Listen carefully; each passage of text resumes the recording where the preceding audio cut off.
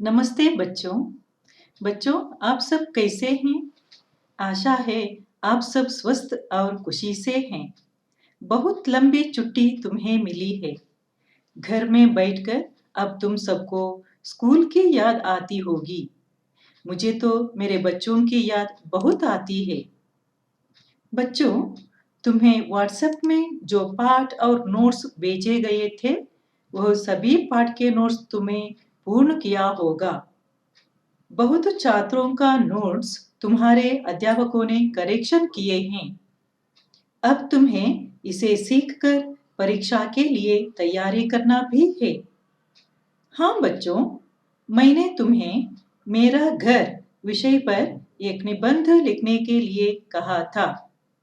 कुछ छात्रों ने इसे लिखा होगा। जिन्होंने नहीं लिखा है, उनके लिए मैं कुछ वाक्य या पॉइंट्स बताने वाली हूँ। तुम अपने वाक्य में निबंध लिख सकते हो। जिन्होंने लिखा है, उनको फिर लिखने की जरूरत नहीं है। बच्चों, तुम्हें अब एक काम करना है। तुम्हें एक किताब और कलम लेकर बैठना है। मैं घर के विषय पर पहले प्रस्तावना या इंट्रोडक्शन देने वाली हूँ और बाद में कुछ वाक्य मैं स्क्रीन पर या वीडियो में डालने वाली हूँ। उन्हें तुम्हें लिखना है। बच्चों, घर को अंग्रेजी में होम या हाउस कहते हैं। होम और हाउस दोनों का मतलब घर है। घर बनावट से एक हाउस, इसे रेसिडेंशियल बिल्डिंग कहते हैं। रिश्ते में यह आपका होम है, आशियाना है, निवास है। रहने के लिए जो एक सुंदर जगह होता है, उसे घर कहते हैं। घर बनावट से एक हाउस ईंट, पत्थर, लोहा, लकड़ी का ढांचा है, इसे रेसिडेंशियल बिल्डिंग कहते हैं। रिश्ते में यह आपका निवास है, जहां तुम अपने परिवार के साथ रहते हैं।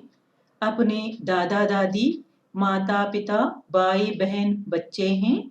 यहाँ भावनात्मक संबंध है, इसको होम कहते हैं। भावनात्मक संबंध अंग्रेजी में इमोशनल कनेक्शन कहते हैं।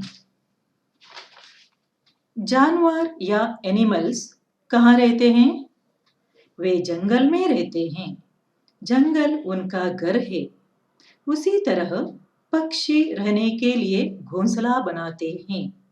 घोंसला का अर्थ है नेस्ट या गूडू। पक्षी घोंसला बनाकर वहां अपने परिवार बसाते हैं। उसी तरह मानव एक सामाजिक प्राणी है। वह रहने के लिए घर बनाता है।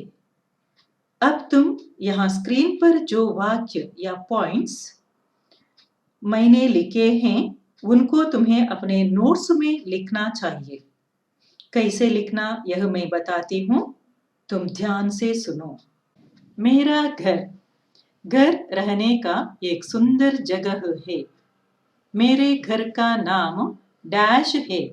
बच्चों, अब तुम्हें यहाँ जो रिक्त स्थान है ना, डैश है, वहां अपने अपने घर का नाम लिखना है। उदाहरण के लिए मेरे घर का नाम शांति सदन है, या कोई नाम तुमने जो नाम अपने घर को दिया है, वह नाम लिखना है। मेरा घर डैश में स्थित है। इस वाक्य में स्थान का नाम लिखना है। स्थान मीन्स प्लेस। बोंदेल, मेरी हिल, बिकरनकट्टा, कद्री, पचनाडी, कोई स्थान है वह लिखना है। अगला वाक्य देखो। मेरे घर के पास एक डैश है। यहाँ दुकान, पाठशाला, अस्पताल या कोई मंदिर है, वह लिखना है। मेरे घर के सामने सुंदर बगीचा बना है। बगीचा का अर्थ है गार्डन। यह फर्स्ट पैराग्राफ है, पहला अवतरण। अब दूसरा पैराग्राफ देखेंगे।